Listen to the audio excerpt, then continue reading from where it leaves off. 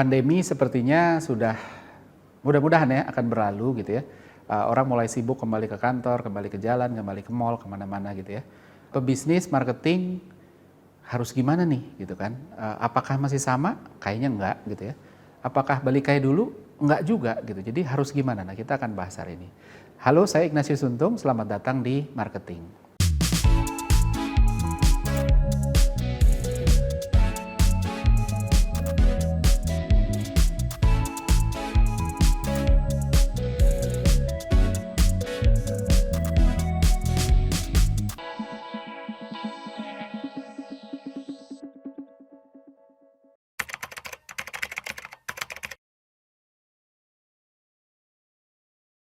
Oke, pandemi udah mudah-mudahan akan selesai ya. Walaupun angka penderita masih ada, masih ribuan gitu ya. Tapi dampaknya tuh nggak separah dulu ya, apalagi waktu Delta tuh kan tinggi banget ya. Terus bukan cuma yang terkena, tapi juga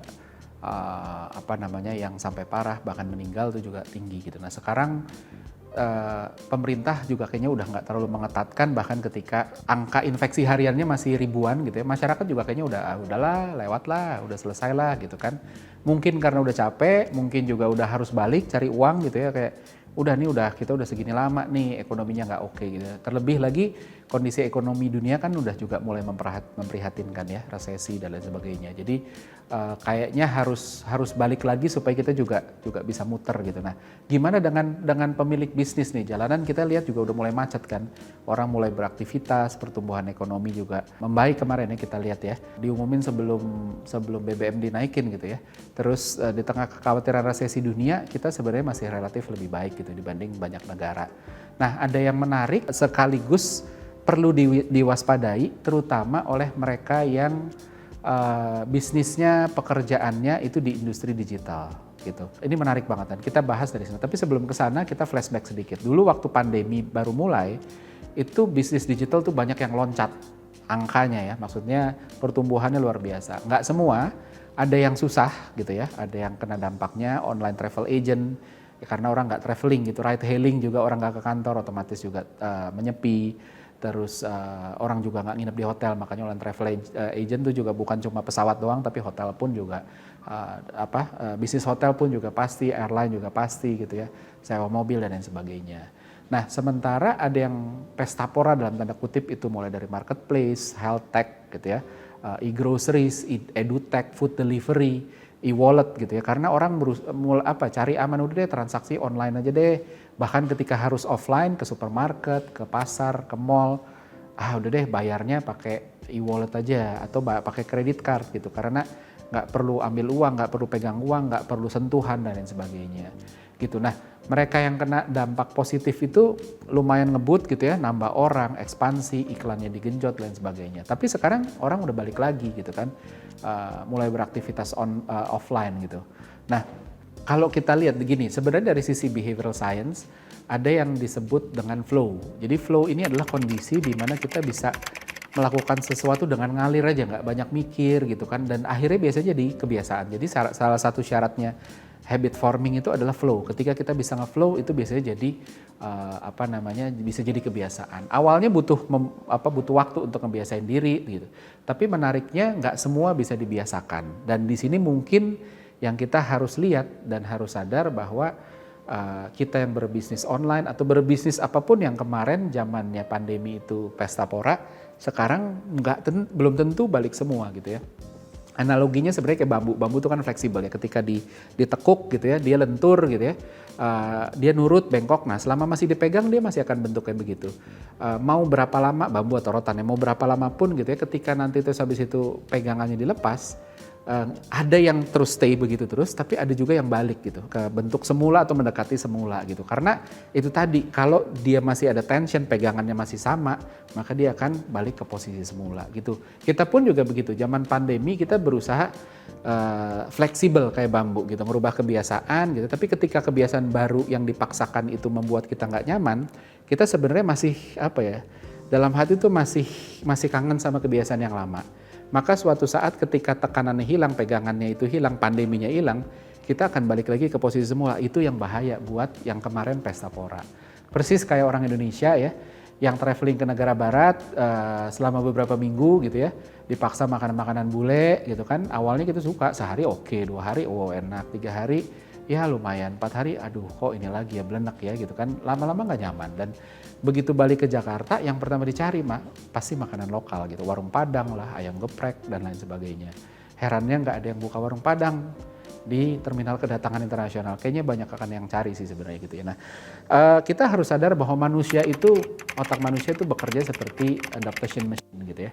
Jadi kita beradaptasi. COVID yang dulu menakutkan sekali, terutama dengan berita-berita, apalagi kalau ada saudara, orang-orang dekat kena gitu ya, sampai meninggal, kita jadi takut gitu ya. Tapi lama-lama ketika terus-terusan gitu ya, akhirnya jadi nggak sebegitu menyeramkannya gitu. Apalagi COVID pun mulai melemah gitu. Kita mulai berani juga gitu, udah mulai terbiasa, udah vaksin sampai booster apalagi gitu. Atau udah pernah kena dan recover, ternyata baik-baik aja, ternyata nggak parah-parah banget gitu ya. Nah terus kita mulai berani keluar rumah gitu kan sesekali.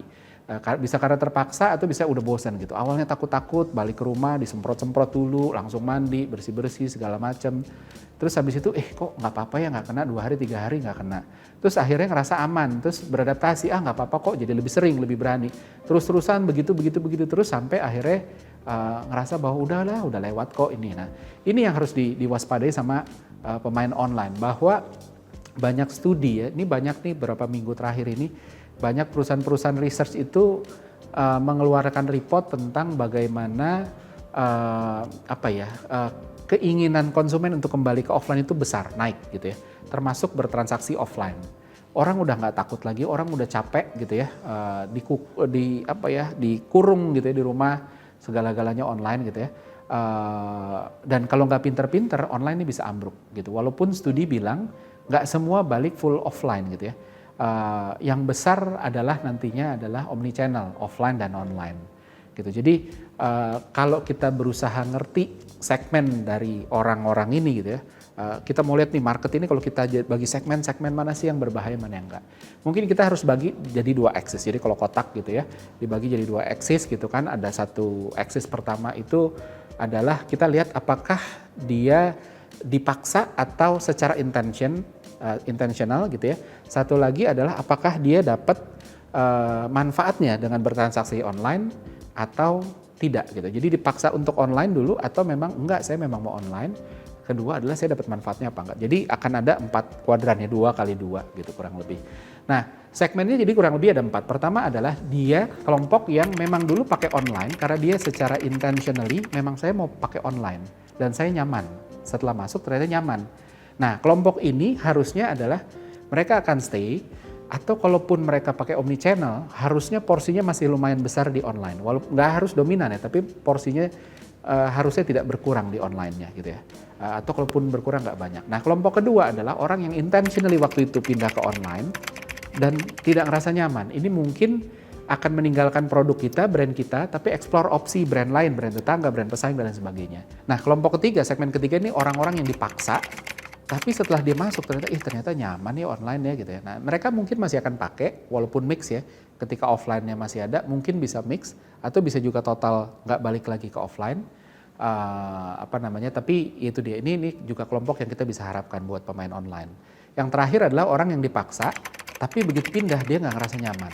Nah ini orang-orang yang nggak akan balik lagi ke online, dia kapok, dia skeptis, nggak mau balik lagi dan dia akan full offline. Dia akan bilang saya udah pernah coba, nggak nyaman sama sekali dan sebagainya. Nah sayangnya itu banyak banget player online yang nggak memanfaatkan momentum kemarin gitu ya. Jadi sebenarnya ketika orang dipaksa atau intentionally tapi orang pindah ke online, itu sebenarnya kita dapat extra push gratis dari pandemi ini gitu ya. Dan mereka yang pinter, mereka akan memastikan experience-nya baik untuk from a habit, untuk creating habit, untuk jadi kebiasaan, sehingga ketika keterpaksaannya udah nggak ada, orang nggak mau balik karena udahlah, udah nyaman gitu ya.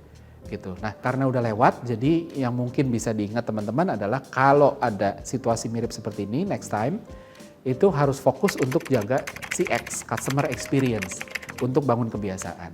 Nah terus saya mau minjem istilahnya Mas Iwan Setiawan, showrooming dan web rooming. Ini juga sesuatu yang diangkat ketika kita ngomongin omnichannel gitu. Jadi Showrooming itu adalah orang yang belanjanya tuh lihat-lihat secara offline tapi belinya online. Web rooming itu sebaliknya, lihatnya online, belinya offline gitu ya. Nah, intinya ini multi channel dan mulai banding-bandingin mana yang lebih oke ya. Ketika saya ke supermarket, udah di depan rak, saya lihat misalnya apa susu harganya berapa tuh saya buka gitu kan, buka aplikasi, berapa sih kalau di aplikasi gitu ya. Terus kalau lebih murah diambil, kalau enggak ya udah. Atau balik juga dari rumah mau belanja gitu ya. Terus dia lihat dulu di sini, terus dia inget-inget, oh harganya di supermarket berapa sih, kan kurang lebih gitu. Nah, satu hal yang menarik gitu, yang harus diwaspadai sama pemain online dan saya menemukan ini adalah digital itu membuat dan pemain digital terutama itu membuat orang menjadi price sensitive, jadi diskon hunter gitu ya. Termasuk orang-orang yang bahkan di offline itu tidak mengejar diskon. Artinya ketika nggak diskon dia beli juga, tapi di online kalau nggak diskon dia nggak mau beli. Gitu. Seolah-olah online tuh nggak ada kelebihannya yang lain selain diskon. Nah, kenapa ini bisa terjadi gitu ya? Nah, pertama saya kelihatan gini, pemain online itu awalnya dia sendiri yang cari gara-gara. Konsumen dijejeli dengan diskon, ayo nih diskon, ayo ini cashback, ini apa segala macam. Saut-sautan kayak kembang api tahun baru gitu ya. Dan otak konsumen pun mulai bangun asosiasi online diskon. Kalau nggak diskon bukan online. Kalau nggak ada diskon nggak usah beli di online, kan kurang lebih gitu. Jadi mulai ngebangun asosiasi itu terus-terusan gitu ya. Kalau nggak ada diskon nggak usah deh gitu kan, sama aja mungkin sama offline gitu ya. Tapi menariknya adalah orang yang sama yang tadi diskon hunter begitu ke offline awalnya cari diskon, tapi begitu nggak ada diskon masih transaksi. Nah, kenapa begitu? Nah, ada istilah yang namanya sunk cost fallacy. Sunk cost fallacy ini gini, ketika kita udah ngeluarin effort, cost itu nggak harus berupa uang ya, tapi ketika kita udah ngeluarin effort gitu ya, terus kita nggak dapat sesuatu, kita merasa aduh ini effortnya jadi nggak bernilai gitu. Jadi sunk cost itu lebih yang dikeluarkan lepas dari kita jadi atau tidak jadi bertransaksi. Nah, di offline itu sunk cost-nya adalah ketika kita datang ke toko, kita udah ke supermarket, mau beli apa, ngeluangin waktu, nyetir, atau naik kendaraan umum, ongkos, effort, dan lain sebagainya. Gitu. Di online itu sunk cost-nya kecil. Sunk cost-nya adalah cuma sekedar buka aplikasi, terus habis scrolling ada diskon apa nggak perlu dandan, nggak perlu perjalanan, yang perempuan nggak perlu pasang alis dulu, pakai hijab dulu dan sebagainya gitu. Nah, sunk cost ini yang mempengaruhi pembelian. Karena offline itu sunk cost-nya besar, orang udah jauh-jauh ke mall, ke supermarket gitu ya. Kalau nyampe sono nggak ada diskon, kalau saya nggak pulang apa-apa, ya percuma dong saya kesini. Jadi orang masih mau beli, bahkan ketika diskonnya tidak ditemukan. Di online, sunk cost-nya kecil, buka aplikasi apa sih ongkosnya, nggak ada ongkosnya gitu, cost-nya kecil sekali. Jadi dia cari-cari ketika nggak ada diskon. Buat orang juga gampang sekali untuk ya udah, saya nggak rugi sama sekali kok, saya nggak jadi transaksi juga nggak apa-apa. Nah, itu yang harus berhati-hati gitu. Jadi apa yang harus dilakukan brand ketika ngelihat gini ya? Yang pertama strategi omnichannel. Ini bukan masalah ngomongin multi-channel. Multi-channel sama omnichannel beda. Multi-channel itu channelnya banyak, jalan sendiri-sendiri. Omnichannel itu channelnya banyak, jalannya saling berkaitan gitu ya. Jadi omnichannel ini banyak channelnya tapi saling ketergantungan. Misalnya pesannya online, kita beli pesan barangnya online tapi pick up-nya offline. Atau sebaliknya lihat barangnya online terus coba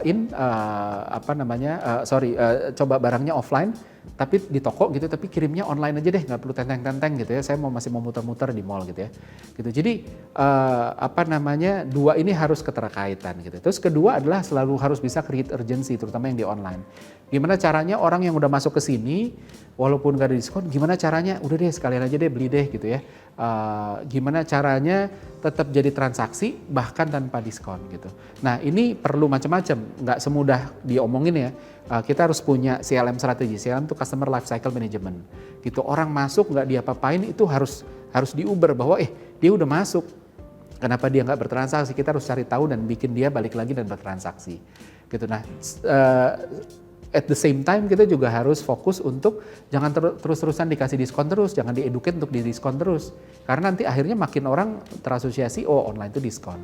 Gitu. Nah, tapi balik lagi ini gampang diomongin tapi sulit dilakukan, terutama ketika player lain, brand pesaing dan lain sebagainya masih obral diskon. Jadi memang harus sama-sama punya kesadaran. Kurang lebih itu. Nah, seperti biasa ada kuis yang mudah-mudahan bikin konten ini, video ini tambah seru. Pertanyaannya sebagai berikut.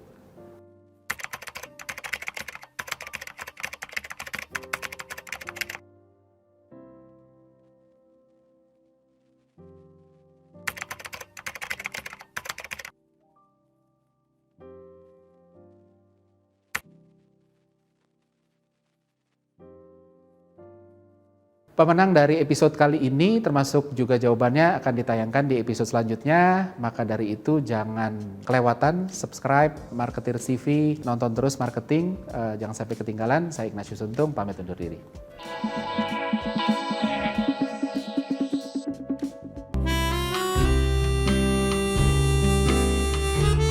Gimana? Seru-seru kan videonya? Kalau suka, jangan lupa komen dan like ya. Masih banyak juga nih video-video yang keren-keren lainnya, gitu kan?